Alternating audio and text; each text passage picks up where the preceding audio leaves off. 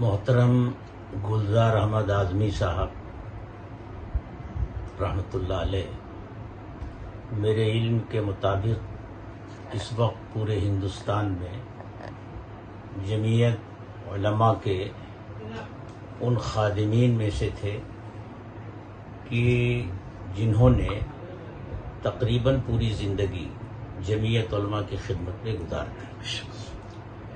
میرا ان کے ساتھ رفاقت کا عرصہ 10 سال کا رہا ہے۔ وہ جمعیت علماء مہاراشٹر کے یوں تو قانونی امدادی کمیٹی کے سربراہ تھے، لیکن سچ یہ ہے کہ ہم لوگ انہیں اپنا صدر سمجھتے تھے، جنرل سیکریٹری بھی وہی تھے، خازن بھی وہی تھے۔ ہم سب ان کے حکم اور اشارے کے مطابق کام کرتے تھے، اور ایسا بھی ہوتا تھا کہ کسی معاملے میں ہم لوگ آپس میں رائے کا اختلاف بھی رکھتے تھے، لیکن اس کے باوجود جب ایک بات طے ہو جاتی تھی تو ہم سب اس پر ایک ساتھ ڈٹ کر کام کرتے تھے۔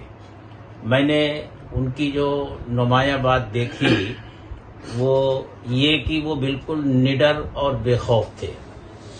میں اسی دفتر میں بیٹھا تھا، مولانا مستقیم حسن اعظمی رحمۃ اللہ علیہ بھی بیٹھے تھے کہ ایک ٹیلی فون آیا، اور مفتی محمد یوسف صاحب بھی تشریف فرما تھے۔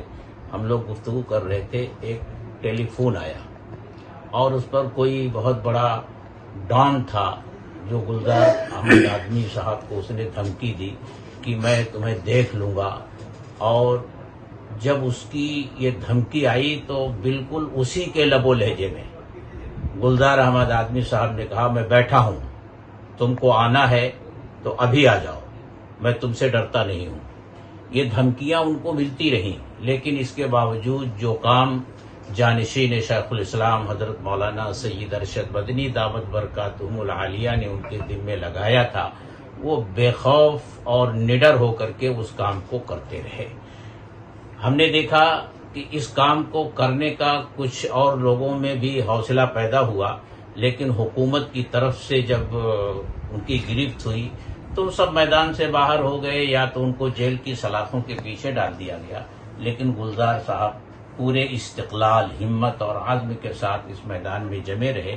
اب ان کے جانے سے یہ خلا پیدا ہوا ہے، لیکن اگر اللہ کو یہ کام جمعیت علماء سے لینا ہے تو انشاءاللہ ان کی جگہ پر بھی اللہ تعالیٰ کسی ایسے فرد کو بھیجے گا کہ جو ان کے نقش قدم پر چلتے ہوئے اس کام کو آگے بڑھائے گا۔ بسم اللہ الرحمن الرحیم۔ بھائی مفتی اسماعیل صاحب دامت برکاتہم کی باتوں کے بعد اب اس میں کچھ نہیں رہ گئے، کچھ کہا جائے۔ بھائی میں ایک چھوٹا سا خادم ہوں، میرے بڑے لوگ ہیں یہ سب، چاہے وہ جنرل سیکریٹری صاحب ہوں، چاہے خزانچی مفتی یوسف صاحب ہوں، یا مولانا مفتی اسماعیل صاحب، سب جتنے لوگ ہیں میرے ساتھی وہ مجھ سے عمر میں بڑے ہیں، اور مولانا حلیم اللہ صاحب قاسمی علم میں بھی اور مرتبے میں بھی ہر چیز میں بڑے ہیں۔ یا ان لوگوں کا ایک بڑا پن تھا جو انہوں نے مجھ پر ایک وشواس کر کیا سمجھ کر پتہ نہیں مجھے یہاں بیٹھالا۔ بس اس وقت جو یہ جماعت کو جو صدمہ جو بہت بڑا پہنچا ہے، ایک صدمہ اس سے 20 جون کو پہنچا تھا، آج دوسرا صدمہ پہنچ گیا۔ اس وقت ہم بہت بڑے اس کے اندر اس میں ہیں، لیکن خیر انشاءاللہ اللہ کی ذات سے نا امید نہیں ہونا چاہیے، اس لیے اللہ تعالیٰ نے فرمایا لا تقنطوا من رحمت اللہ، اللہ کی رحمت سے انسانوں کو نا امید نہیں ہونا چاہیے۔ یہ ہمارے بڑے ہیں، انشاءاللہ ہم لوگ کوشش اس بات کی کریں گے کہ جماعت کے اور کاج کو آگے بڑھائیں، باہمی مشورے سے ہر چیز کو کام کرنے کی کوشش کریں گے۔ ہو سکتا ہے بھائی ہمارے جو بڑے گئے ہیں اتنا نہ کریں، لیکن پھر بھی انشاءاللہ کوشش اس بات کی کریں گے جتنا زیادہ سے زیادہ اور اچھا سے اچھا کام ہو۔ السلام علیکم ورحمۃ اللہ وبرکاتہ۔ مرحوم گلزار احمد اعظمی صاحب کو میں اپنے بچپن سے جانتا ہوں۔ وہ جمعیت علماء کے بہت پرانے خادم تھے۔ حاجی شمس الدین صاحب کے دور صدارت میں میں نے ان کو قریب سے دیکھا۔ وہ بڑے آزاد منش تھے۔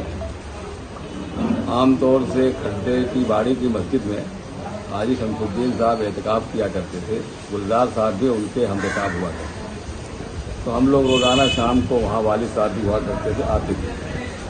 जमीयत की मीटिंगों में, उसके प्रोग्रामों में उनको देखते थे। उनकी बेबाकी, उनकी जुरात, उनकी हिम्मत, वो हम लोगों के लिए एक नमूना और आइडियल हुआ है। अल्लाह ताला उनकी मग़फ़िरत फरमाए और उनका बदल हमको और मिल्लत को और जमात को अता करे।